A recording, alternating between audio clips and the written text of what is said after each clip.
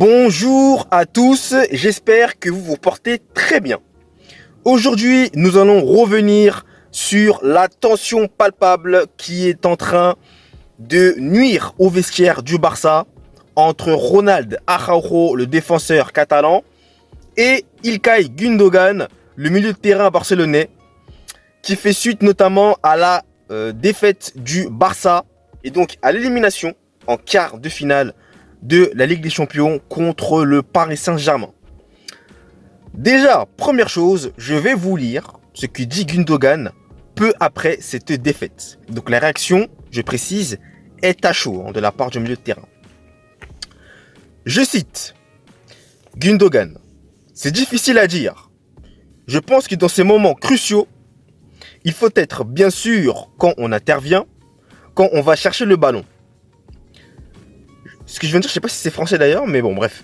Je ne sais pas s'il touche le ballon ou pas. Mais je préfère encaisser un but ou même accorder un 1 contre 1.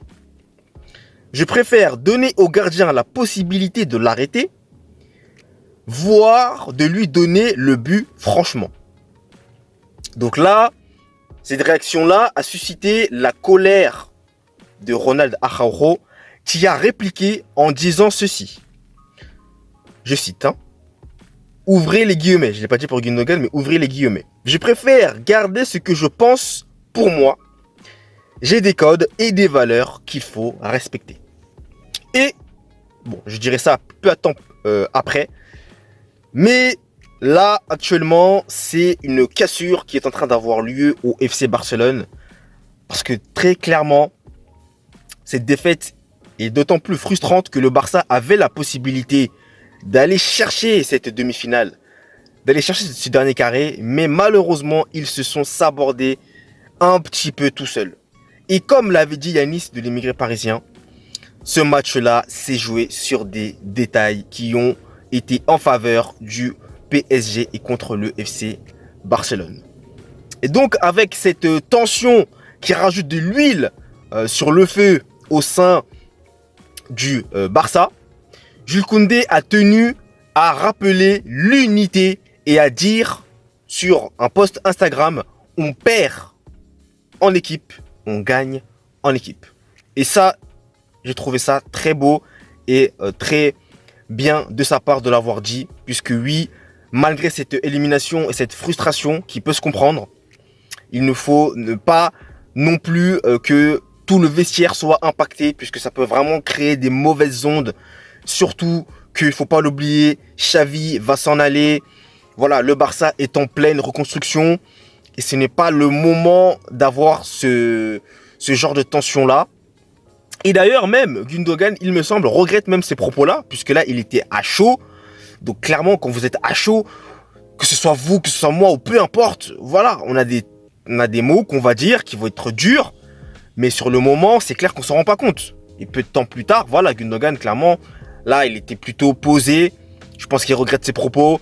Gündoğan, c'est vraiment pas le joueur qui va chercher l'embrouille. C'est vraiment pas ce type de joueur-là.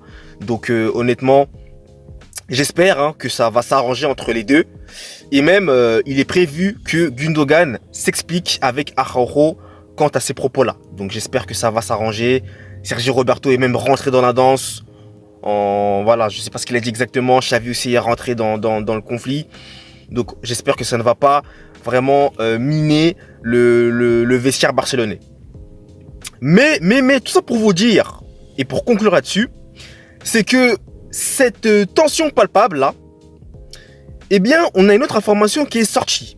Visiblement, il semblerait que le clan Araujo et le Bayern Munich seraient en train, on va dire, de rentrer en contact, quoi. Donc, je dis ça, je pose ça là, attention quand même.